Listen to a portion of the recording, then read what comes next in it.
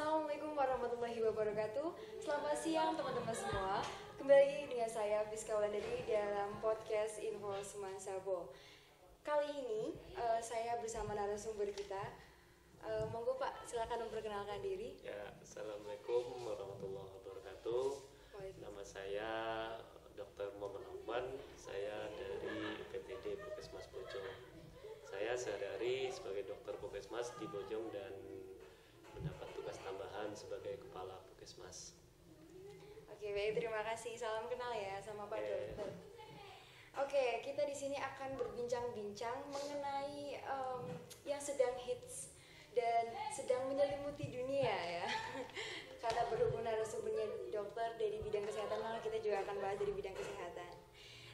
Namun sebelum itu kayaknya kita belum tanya kabar ya dari Pak Dokter. Gimana kabarnya Pak? Alhamdulillah baik. Banyak gimana, sehat? Alhamdulillah sehat, baik juga. Di sini kita akan membahas tentang pandemi yang sedang hangat-hangatnya, jadi COVID-19 ya. Mungkin bisa dijelaskan secara singkat Pak, COVID-19 itu sebenarnya apa sih? Ya,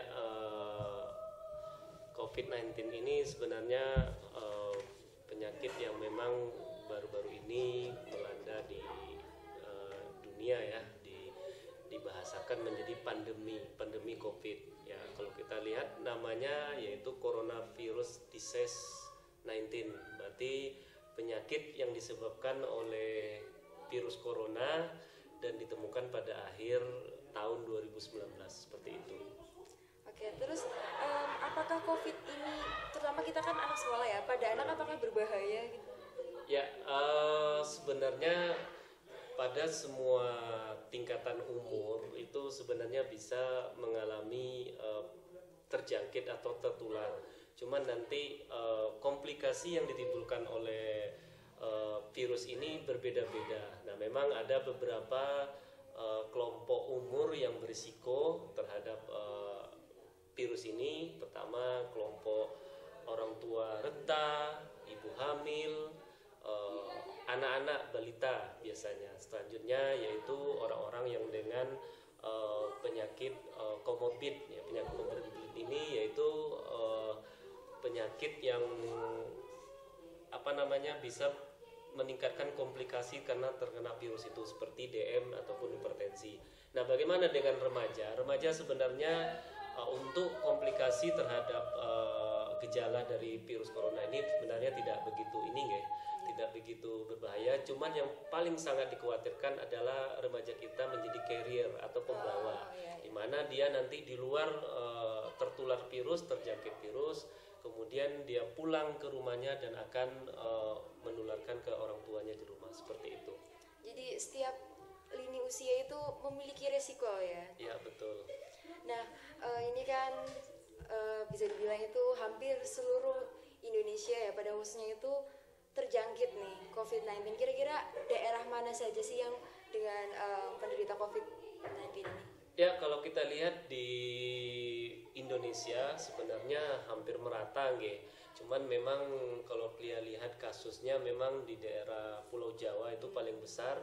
Kalau kita lihat yaitu Jakarta ya, kemudian Jawa Barat, Jawa Tengah, Jawa Timur tuh hampir merata. Kalau kita lihat ini Jawa Timur juga luar biasa peningkatannya, Jawa Tengah juga terus kasusnya meningkat. Sedangkan di Sumatera beberapa juga ada kasusnya, termasuk di Sulawesi juga.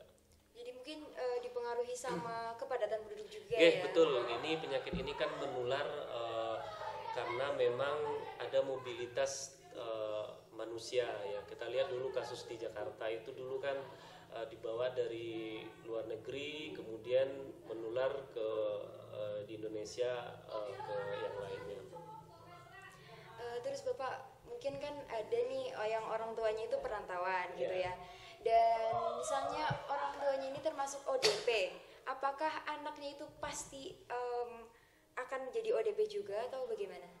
Ya, kalau kita lihat sebenarnya ODP ini kan suatu simptom saja ya, tanda bagi kita untuk hati-hati. Jadi ini harus kita clearkan dulu definisinya. ODP itu adalah orang dalam pemantauan. Kenapa ini ada?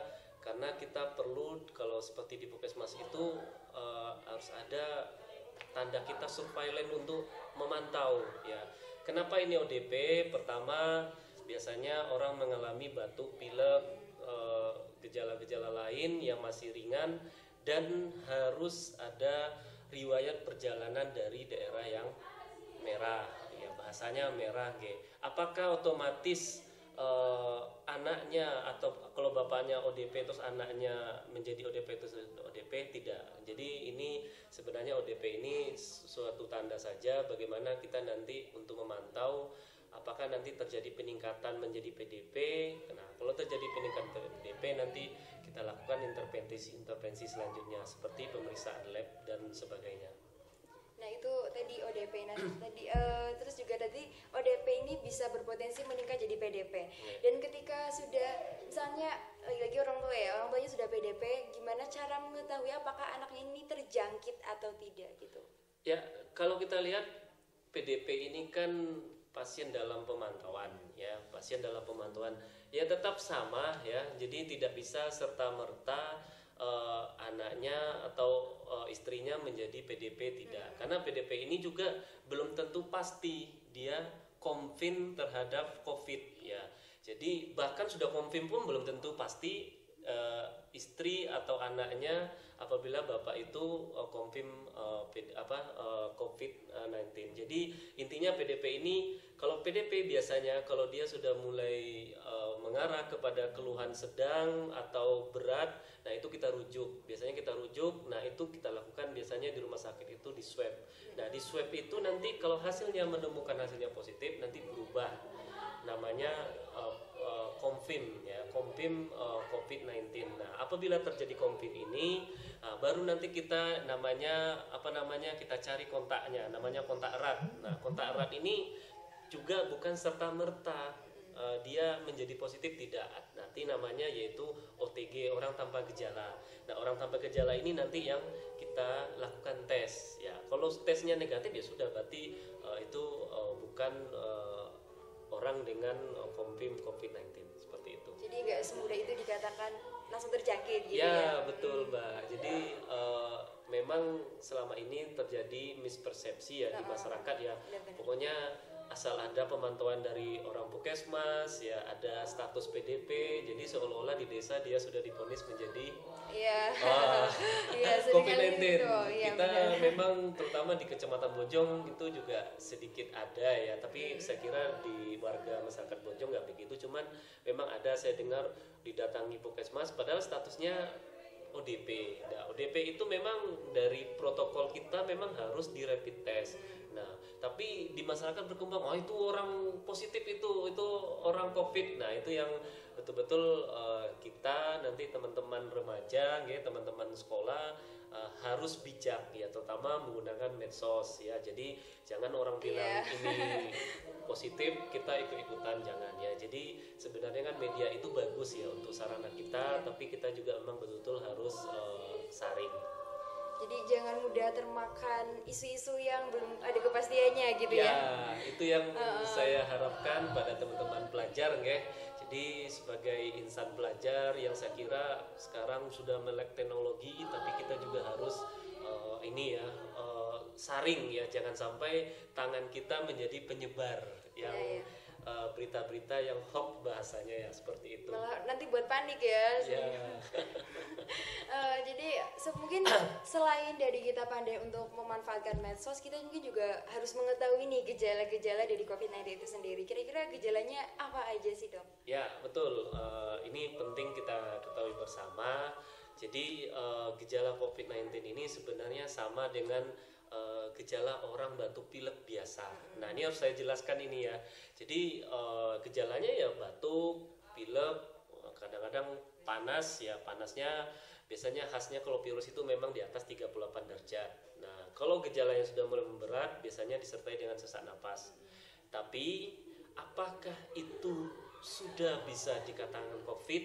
Nah itu tidak. Ya itu yang saya, namanya juga gejala ya. Kalau gejala itu kalau bagi dokter itu tanda-tanda. Oh ini ada tanda-tanda ini, tapi kan belum pasti. Oke. Lah nanti dokter melanjutkan wawancaranya.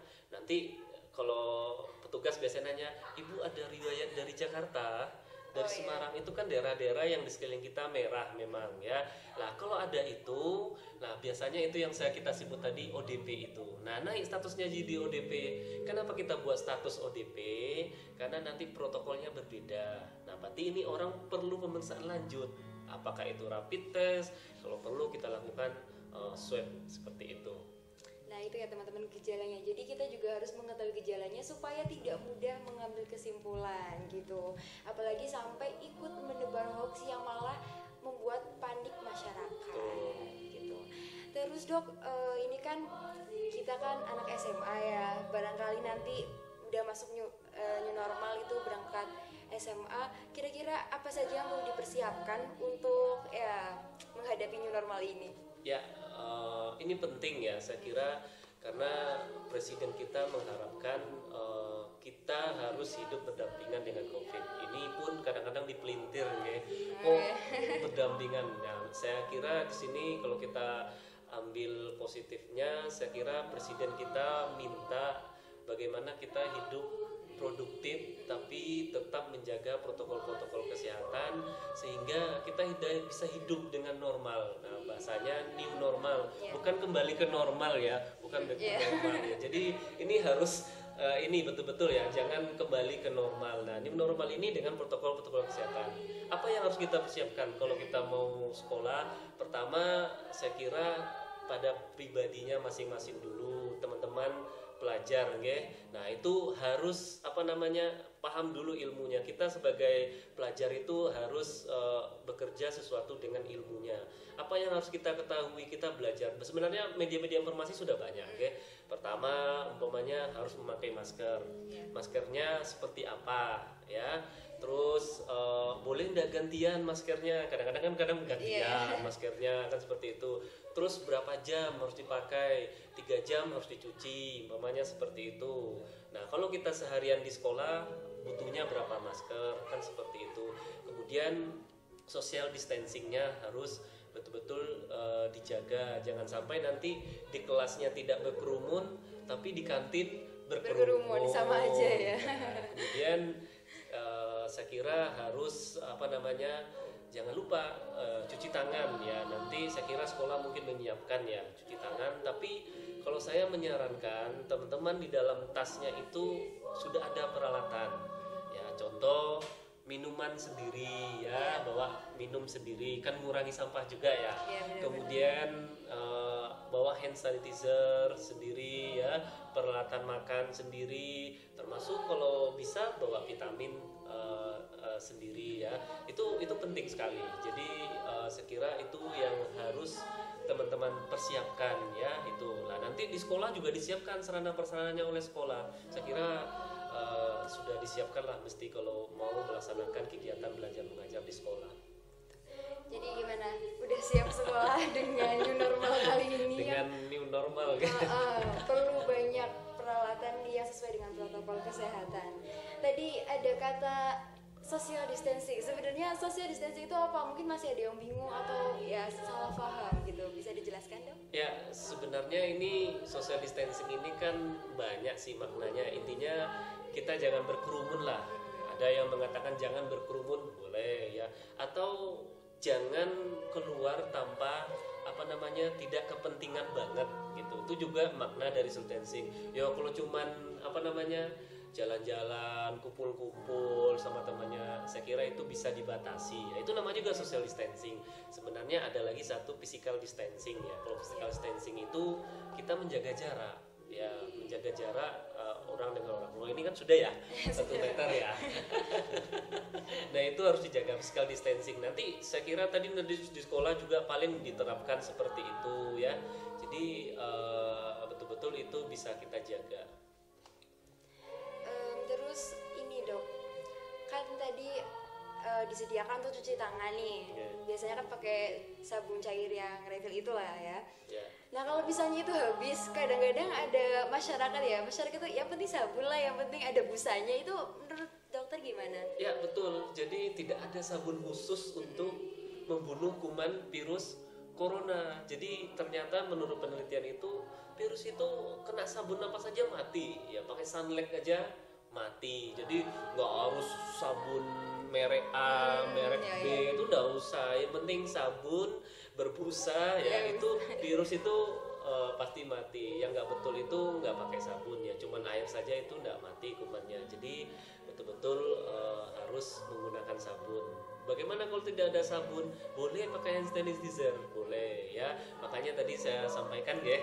Jadi kalau mau menjadi pelajar new normal, ya silakan sebelum berangkat itu di dalam tasnya sudah lengkap selain peralatan sekolah yang tadi nggak ada hand sanitizer, ada peralatan makan sendiri, ada masker cadangan saya kira ya, ada kalau perlu ada vitamin seperti itu. Nah itu kalau misalnya sabunnya habis, terus tadi pakai hand sanitizer juga ya. Kan hand sanitizer itu kan mengandung alkohol. Kalau misalnya untuk anak kecil nih, anak kecil itu kira-kira boleh nggak sih? Ya, untuk anak kecil sebenarnya kita lihat umurnya ya. Tapi sebenarnya semua anak itu boleh ya untuk melakukan cuci tangan pakai hand sanitizer. Cuman nanti yang kita khawatirkan adalah umpamanya anak-anak yang memang belum mandiri ya, dia bisa ke makan, ke minum itu tidak boleh. Tapi pada umumnya untuk permukaan kulit untuk segala umur itu boleh-boleh saja, tidak ada masalah. Ada masalah ya. Jadi sudah paham mengenai gejalanya, terus bagaimana cara pencegahannya, apa saja yang harus kita persiapkan untuk memasuki new normal ini ketika mau masuk sekolah, terus gimana cara mengatasi kalau sabun di rumah habis gitu ya. Jadi pembahasan kita cukup banyak gitu di kali ini. Mungkin ada sedikit pesan terutama untuk para pelajar golongan muda lah ya, anak-anak muda gimana dalam menghadapi COVID-19 ini. Ya, saya betul-betul berharap pada teman-teman anak muda kita supaya betul-betul menjadi ikon ya new normal ini ya, bisa menjadi contoh ya, apalagi nanti teman-teman yang ke sekolah ya, jangan sampai dilihat orang yang terpelajar aja nggak mengikuti protokol, kan tidak enak. Tapi saya sebagai orang Puskesmas betul-betul berharap ya timbul kader-kader promotor ya, kader-kader promotif di masyarakat. Pelajar itu bisa menjadi contoh di waktu new normal ini ya, seperti tadi ya, cuci tangan ya, asal keluar memakai masker, menjaga sosial atau physical distancing, okay? Jadi tidak berkerumun ya, jadi seperti itu. Jadi itu yang betul-betul bisa menjadi pegangan bagi teman-teman pelajar, sehingga nanti orang melihat, oh iya, tidak ada masalah kok sekolah di era new normal, kan seperti itu. Jadi kita sebisa mungkin ya, dan bahkan harus nih untuk jadi promotor tadi ya dok ya, supaya kita bisa memberikan contoh bukan hanya untuk teman-teman kita, bahkan juga bisa contoh untuk masyarakat. Dan satu hal, memanfaatkan media sosial dengan baik ya dok. Betul. Kadang-kadang itu terutama anak muda itu suka asal share aja, jadi kita jangan memperparah keadaan dengan buat panik masyarakat gitu ya. Terima kasih dokter untuk waktunya, kita sudah berbincang-bincang banyak sekali di sini, dan semoga teman-teman semua itu bisa menerapkan semuanya dari protokol kesehatannya dan bisa lebih self defense gitu ya. Kita berusaha untuk menjaga diri kita sendiri, menjaga orang-orang di sekitar kita gitu. Terima kasih dokter. Sama-sama. Ya, jadi itu saja yang dapat saya dan dokter Afwadini diskusikan. Nanti buat kalian semua, intinya tetap semangat dan tetap jaga kesehatan, tetap perhatikan protokol kesehatan. Saya Fiska Mulyadi pamit undur diri. Terima kasih. Wassalamualaikum warahmatullahi wabarakatuh.